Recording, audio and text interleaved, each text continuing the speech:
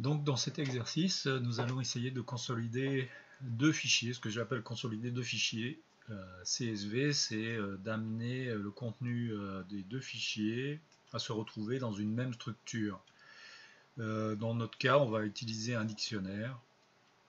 Donc l'idée, c'est de lire les données du premier fichier CSV et lire les données du second fichier CSV et de créer une entité qui va regrouper les informations à ces deux fichiers.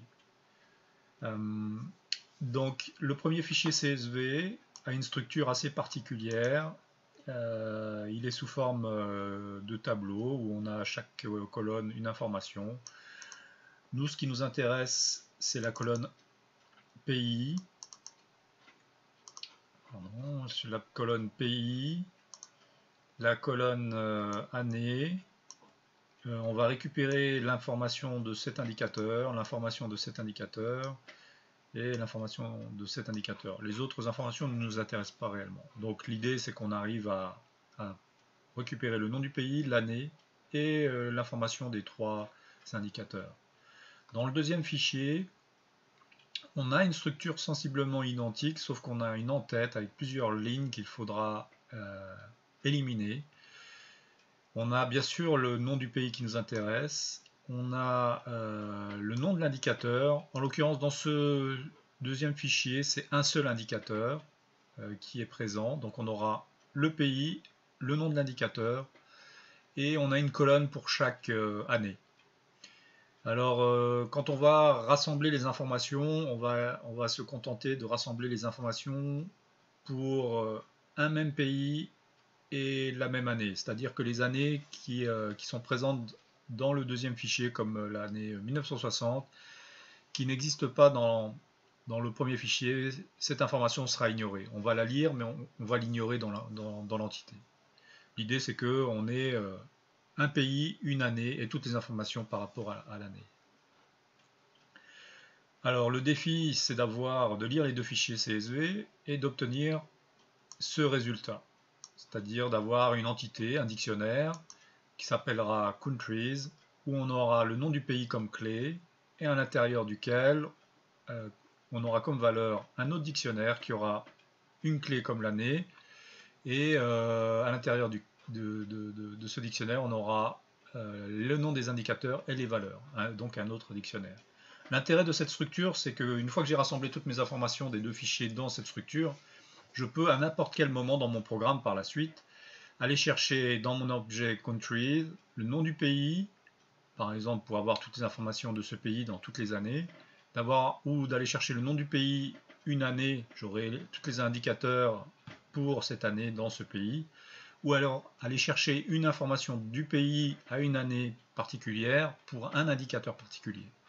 Donc la structure de dictionnaire me permet vraiment par la suite de faire des recherches et de faire des calculs si j'ai besoin très facilement. On va essayer de mettre en place un principe, donc lire le fichier CSV, le premier, commencer à construire l'objet qu'on appelle countries, en tenant compte de toutes les informations, donc le nom du pays, l'année et l'indicateur, et les indicateurs s'il y en a plusieurs. On va ensuite lire le deuxième fichier CSV et ajouter les informations du deuxième CSV dans l'entité countries. Alors, pour lire un CSV, j'ai besoin de la librairie CSV. Donc je fais import CSV. Au préalable, j'ai mis mes données dans le répertoire data, donc je vais aller chercher tous les fichiers par rapport au répertoire data. J'ai besoin de déclarer mon entité vide, celle que je vais construire au fur et à mesure en fonction de la lecture, donc countries qui est un dictionnaire. Ensuite, je vais lire mon premier fichier CSV, donc qui s'appelle census data. Il faut se souvenir que census data, il n'y a pas d'entête à part les colonnes, le nom des colonnes, et on a tout de suite l'information. Ce fichier, il n'y a pas de double quote, donc c'est vraiment le texte est écrit directement. On a des points-virgules comme séparateur.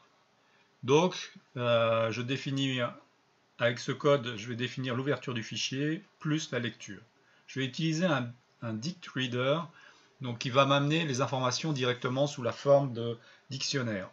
Ce qui est très intéressant, c'est que quand je vais lire une ligne, je vais pouvoir aller chercher une information par rapport au nom de la colonne.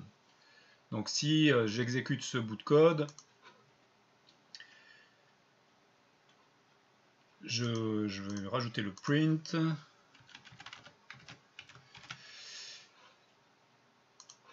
Donc ça va m'afficher pour chaque ligne l'année qui est lue. Si je veux alors lire le pays, donc je vais aller chercher la colonne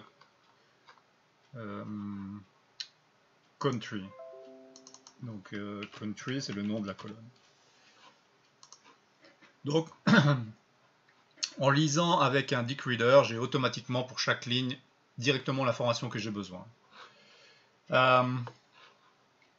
Ce que j'ai besoin, c'est de créer les colonnes, de créer les clés door countries, donc avec le nom du pays. Alors ce qu'il faut savoir, c'est que dans le premier fichier CSV, le pays peut apparaître plusieurs fois, à plusieurs lignes. Pourquoi? Parce qu'on a, pour chaque ligne, on a le nom du pays, une année et la valeur des indicateurs. Donc si dans le fichier j'ai plusieurs années, je vais avoir alors une ligne par exemple pour Afghanistan 2004, une autre ligne pour Afghanistan 2005 et ainsi de suite.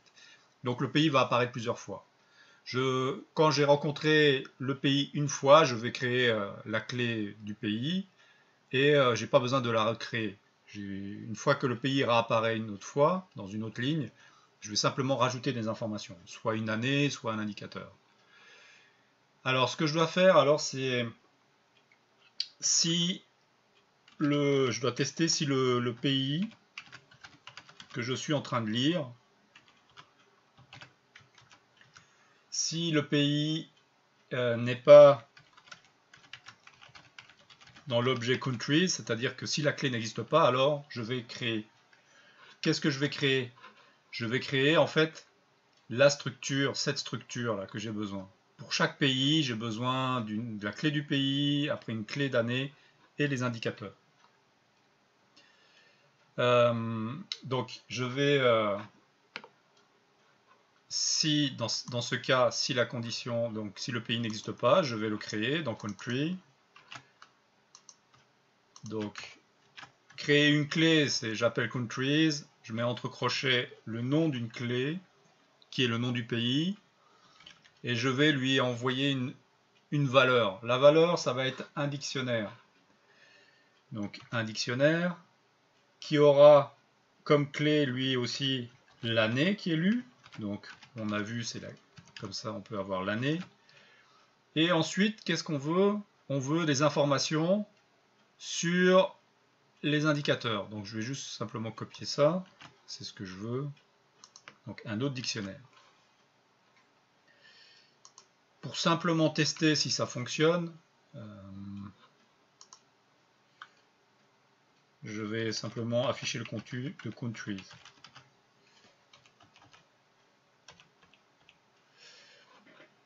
J'exécute le code. Donc, il m'a bien créé le pays, l'année et une information. On voit les informations que j'ai mises, c'est des informations par défaut. Il faut que j'aille chercher les informations qui sont dans le CSV, comme je fais pour hier, comme je fais pour country. Alors en général, je vais passer par des variables pour que ça soit plus simple. Je vais créer 3 variables. Je vais faire comme ça. Total, qui sera l'information qui est dans la ligne actuellement lue et qui est dans la colonne. Donc ce nom de colonne vient du CSV. Mail, c'est une autre information qui vient de cette colonne qui est dans le CSV. Female, c'est ça, c'est cette colonne qui est dans le CSV. Alors je vais les positionner ici. Alors ici c'est total. Je vais faire comme ça. Ici c'est male. Et ici c'est female. Donc c'est des. Donc si je fais tourner ce code, on a le pays, l'année, et on a bien sûr les informations qui viennent du CSV. Très bien. Pour l'instant, ce qu'on voit, c'est qu'on a juste l'année 2004, parce que c'est la première année qu'on lit, et on n'a pas encore traité le cas quand la clé du pays existe déjà. Comme je disais ici, cette condition considère que la clé n'est pas dans le pays, n'est pas encore dans l'entité countries. Si on a déjà lu une fois le pays, donc on a déjà eu une ligne dans le CSV avec le pays, ça veut dire qu'on est en train de... On veut retrouver ce qu'on a déjà mis dans l'entité et ajouter d'informations. Souvent, ça va être ajouter une année. Donc, ce que ça veut dire, c'est que la clé existe déjà, on n'a pas besoin de la recréer, elle existe déjà, une année est déjà présente. En fait, ce qu'on va faire, on va simplement créer une nouvelle clé. Donc là, je vais créer une nouvelle clé. Je crée une nouvelle clé dans la clé pays, dans le dictionnaire du pays, avec l'année qu'on est en train de lire, donc une nouvelle année, avec les informations. Donc les informations qu'il y aura dans cette année, ce sera les informations toujours des indicateurs. Donc si j'exécute, ok, j'ai juste enlevé ça. Si j'exécute, alors j'ai pour l'Afghanistan 2004, ça marche. 2005, pareil. Donc toutes les années vont se créer avec 2006 et l'information, l'information qui est de l'indicateur. Donc j'ai lu mon fichier CSV, j'ai transformé lors de la lecture, j'ai un dictionnaire pour chaque ligne. Je vais aller chercher les informations que j'ai besoin, le pays, l'année, les indicateurs, puis je vais alimenter mon entité countries. Ça marche. Maintenant que j'ai mon entité countries qui est créée, je peux alors aller lire mon deuxième fichier CSV et ajouter de l'information dans ce fichier CSV, dans cette entité, pardon. Pour lire le deuxième fichier CSV, alors le deuxième fichier est un peu particulier. Si on le regarde, il a quelques lignes d'entête qui ne nous intéressent pas. Et les lignes avec les données, donc là c'est la ligne avec le nom des colonnes, commence ici, et ensuite les données sont réellement à la suite. Là.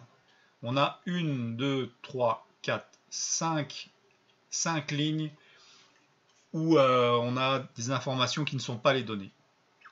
Donc malheureusement avec la méthode, avec un dictionnaire DictReader, on ne pourra pas fonctionner parce que DictReader va considérer la première ligne comme la ligne en tête des colonnes, ça ne marchera pas. Il faut en fait pouvoir lire le fichier et ligne à ligne et éliminer les premières lignes. Donc la seule manière de faire, c'est d'utiliser toujours d'ouvrir le fichier CSV. On va utiliser l'autre méthode qui est de lire un fichier CSV et d'obtenir une liste. Donc ça c'est la méthode classique. Je lis le fichier CSV. Le délimiteur, le séparateur, c'est une virgule. Si on regarde le fichier, on voit que les textes utilisent des double quotes, donc il faut le dire lors de la lecture pour les ignorer. Et finalement, qu'est-ce qu'on va faire? Si je lis classiquement mon fichier, je vais le lire ligne à ligne. Je vais lire, alors je vais faire un print de ce que je lis je vais enlever ce print. Donc je lis mon fichier, je vais le lire ligne à ligne, on va l'exécuter.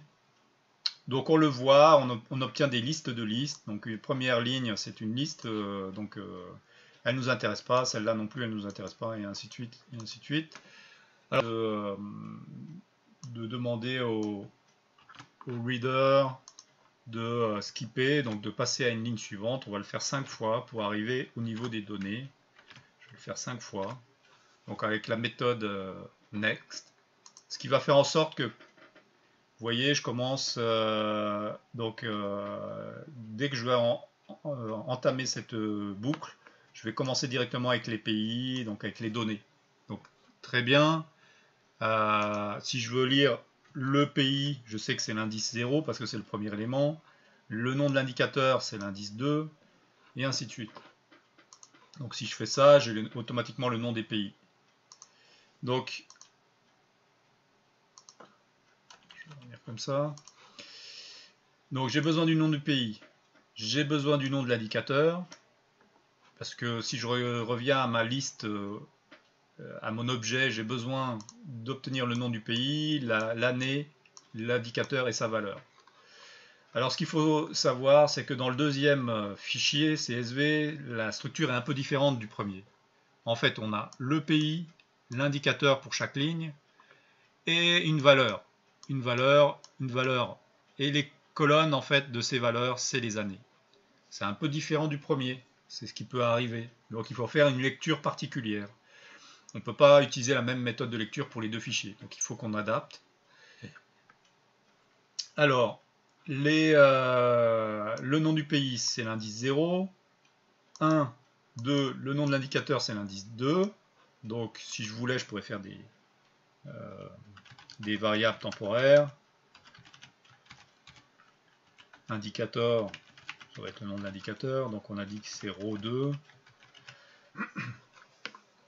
Ensuite, les valeurs qui m'intéressent, c'est 0, 1, 2, 3, 4. Donc les valeurs des indicateurs commencent à l'indice 4. Et si on se fie au nom des colonnes, l'indice 4, c'est l'année 1960. Puis ainsi de suite jusqu'à la fin. Donc ça veut dire que je vais devoir trouver un moyen pour trouver l'année et la valeur. C'est-à-dire que moi j'aimerais avoir l'année, qui sera le nom de la colonne, et la valeur associée, qui est ici, donc 1960, le nom de la colonne, et 67,129. Alors une manière de faire, ce serait alors de faire, si je voulais, ce serait de dire ρ4. Donc ρ4, ce serait l'année, ce serait la valeur de l'indicateur pour l'année 1960. Si je suis le principe de ce que le fichier, c'est-à-dire ρ4, c'est ça, ρ5, c'est 1961, et ainsi de suite. Moi, j'aimerais que ça soit automatique, c'est-à-dire que ça soit, j'ai pas besoin de les écrire. Donc, ce que je vais faire here in range 1960 jusqu'à 2019, parce que la dernière année c'est 2018. Je vais générer les années, puisque je vais avoir besoin. Et ce que j'aimerais en fait, c'est dire que 1960 c'est à l'indice 4, 1961 c'est à l'indice 2, 4, 5, ainsi de suite. C'est-à-dire l'indice 4 c'est 1960. Je vais faire ça comme ça. Indice 4 c'est 1960. Indice 5 c'est 1961. Et ainsi de suite. Donc on comprend très bien qu'à partir de 4, 5, 6, 7, les années vont augmenter, 60, 61, et ainsi de suite. Je pourrais en fait faire un enumerate, faire index, par exemple, year, enumerate, ce qui va me permettre d'avoir en même temps l'année et l'indice, c'est-à-dire je vais avoir les informations suivantes, je vais avoir 0, 1960, ensuite 1, 1961, ensuite 2, c'est ce que va me générer enumerate, 162, et ainsi de suite. Donc, ce que je peux dire, c'est que, ça je vais mettre ça en commentaire, hier on l'a déjà, l'année elle va être générée, c'est la valeur que j'ai besoin, c'est value, ça va être égal à ρ, 4, ça veut dire 1960, plus index de l'année. Ça va me permettre de dire, quand je serai à 1960, ben, il va aller chercher 4. Quand je serai à 61, il va chercher 4 plus 1, 5, et ainsi de suite. Ainsi, je vais avoir l'année, la valeur, l'indicateur et le pays. Maintenant, moi, ce que j'ai besoin de faire, c'est vérifier. Alors, je vais aller chercher dans l'objet qu'on a déjà créé avec le premier CSV. C'est aller chercher si le pays existe, l'année existe. Si elle existe, je vais rajouter l'information. Donc, ce que je dois faire, je dois regarder si le pays que je suis en train de lire actuellement dans le deuxième CSV existe déjà dans le premier objet, countries, donc suite à la lecture du premier CSV.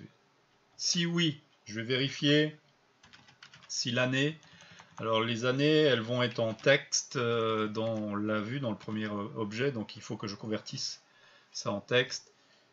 Si l'année existe dans l'objet country, alors ça veut dire j'ai le pays, j'ai l'année. Je vais simplement alors ajouter l'indicateur que je viens de lire avec l'année.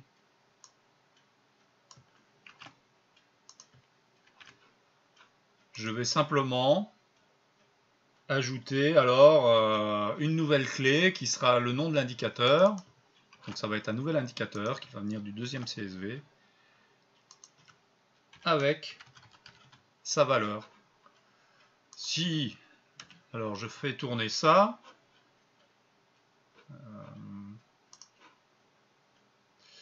j'ai le nom du pays, l'année, donc ça venait du premier CSV, les indicateurs qui viennent du premier CSV, on les retrouve, plus l'indicateur qui vient du deuxième CSV, on le retrouve. Donc cette information qui vient du deuxième CSV correspond à Afghanistan 2004. Donc ainsi, je me retrouve à avoir une entité, countries, qui est un dictionnaire, dans lequel en fait je peux aller rechercher un pays, je peux aller rechercher dans ce pays une année, j'aurai tous les indicateurs de l'année, et ces informations des indicateurs viennent de deux fichiers CSV différents, avec des structures totalement différentes. C'est un défi qu'on doit faire, qu'on doit relever au quotidien, c'est-à-dire d'avoir différentes sources d'informations qui réfèrent à un même, souvent à des mêmes entités, en l'occurrence ici les pays et les années, et on doit souvent ramener ces informations dans une même entité pour pouvoir par la suite traiter. C'est-à-dire qu'une fois que j'ai créé mon objet, je peux aller, alors je pourrais comparer,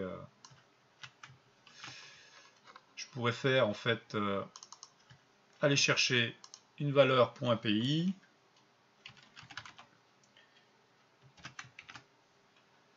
dire c'est quoi les indicateurs en 2004 pour l'Afghanistan, comparé avec Canada. Donc, je me retrouve à avoir mon dictionnaire d'informations pour 2004 pour l'Afghanistan et mon dictionnaire d'informations de 2004 pour le Canada. Si je veux, je peux faire des calculs, je peux faire des traitements. L'idée, c'est d'arriver à une structure assez simple à manipuler par la suite, une structure qui a été alimentée par différentes sources d'informations. Ici, on se limite à 2 CSV, mais on comprend très bien qu'on pourrait aller chercher d'autres fichiers qui viendraient alimenter cette entité. Donc, on a bien rempli le défi, bien relevé le défi, c'est-à-dire qu'on a, avec des simples procédures, quelques lignes de code, on a réussi à lire différents CSV et d'amener les informations des deux CSV dans une même entité qui par la suite on va traiter. Donc on a lu une fois les fichiers et on se retrouve à manipuler par la suite une entité en mémoire. C'est ce qui fait le tour en fait de cet exercice.